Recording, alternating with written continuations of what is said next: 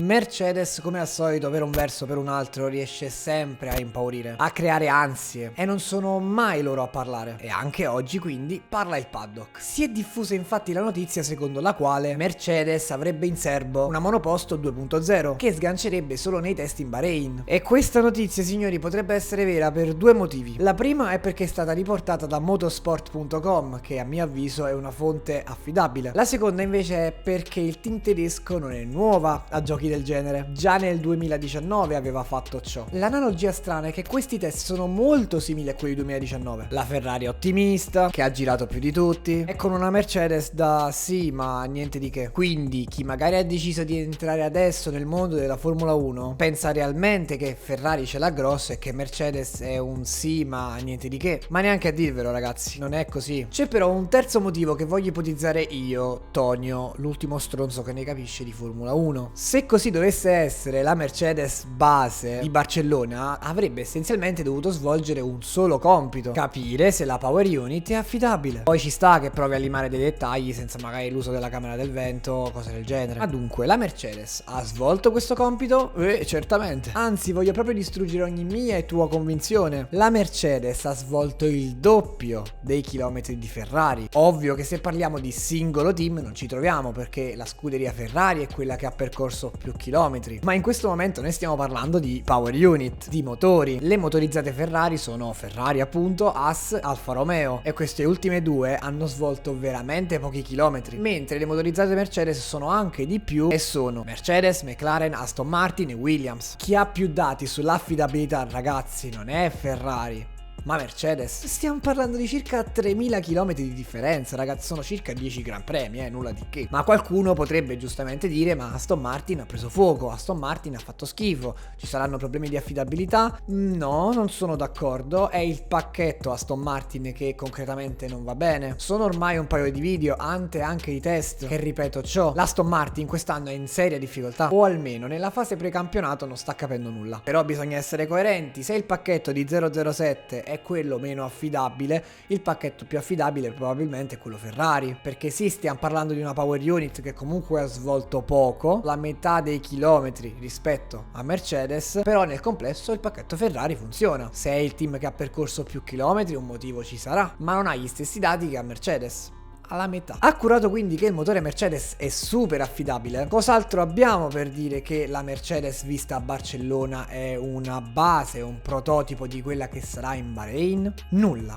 Però, attenzione, questo è un dato. Innanzitutto specifichiamo che la Mercedes base può essere vista come una Mercedes primordiale, una Mercedes magari sviluppata a dicembre che per un motivo o per un altro, per aggiornamenti più o meno importanti, è rimasta lì e non è stata sviluppata, ma si è lavorato magari su un'altra monoposto. Quindi è normale che se la vai a mettere in pista è comunque una Mercedes, non farà mai schifo. E giocare proprio su questo è ottimo, perché ti permette di nasconderti e di lavorare sui dettagli. Ok, l'affidabilità, che penso sia il punto madre di questi test, ma puoi tranquillamente lavorare su pance, branchie, scelte senza dire nulla a nessuno, perché tanto la vettura non sarà quella. Abbiamo dunque il nulla. Abbiamo detto che è un dato, ma è nulla. Abbiamo visto le pance Ferrari, il muso Ferrari o le pance Red Bull, le sospensioni Red Bull. Di Mercedes cosa abbiamo realmente visto? Continuità nel progetto 2021. Pance ottimizzate per ridurre l'ingombro, che tra l'altro è una cosa che si è sempre cercata in Formula 1, quindi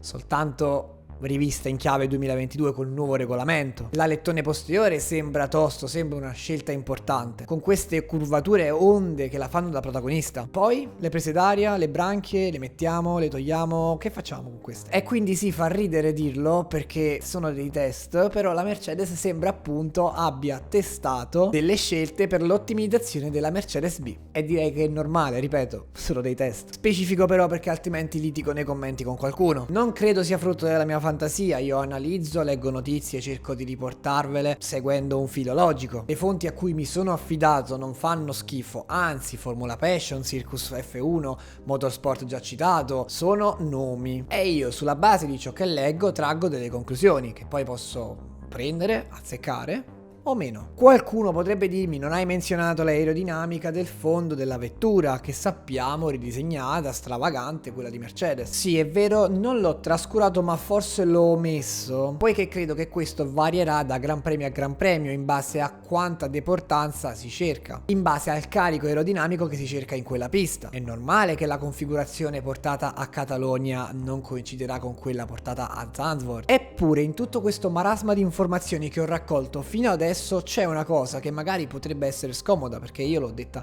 un paio di video fa, ma è praticamente scomparsa. Sono abbastanza sicuro di aver detto in un mio video precedente che, per dichiarazioni di Christian Horner, nel simulatore Red Bull avrebbe già eguagliato i tempi della vecchia monoposto, quella 2021, seppur con più chili, con un peso maggiorato rispetto allo scorso anno. Stiamo parlando di circa 40 kg che in termini di secondi va a pesare sui 3. Se prendiamo per le pinze, ma come punto di riferimento, i tempi a Barcellona, storto morto ci troviamo. L'anno scorso nei test si è girato in 1,16, quest'anno in 1,19. Il tempo di Hamilton è stato fatto con carico di benzina, ok, quindi possiamo togliere 8 decimi, 7 decimi, stiamo lì, 2 secondi. Però, a detta di Red Bull, con la reintroduzione dell'effetto suolo si recupererebbero facili questi 3 secondi. E quindi diamo per buona questa affermazione e facciamo finta che hanno detto il vero.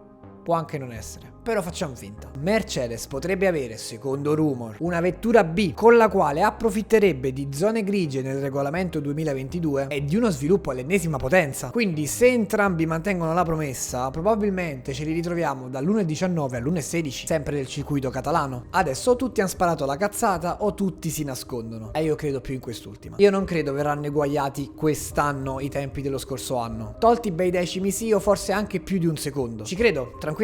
Però Ferrari, ci sei? Ricordati che sei quella delle promesse fatte, del torniamo a lottare per le vittorie. Sappi che i forconi li ritrovi sotto Maranello qualora queste dovessero saltare. Hai creato delle aspettative, hai creato suspense, assumiti la responsabilità delle tue azioni, perché altrimenti finisce male.